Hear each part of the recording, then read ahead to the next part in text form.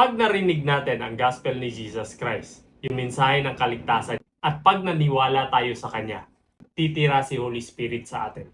Ayon nito sa nakasulat sa Ephesians 1 verses 13 to 14.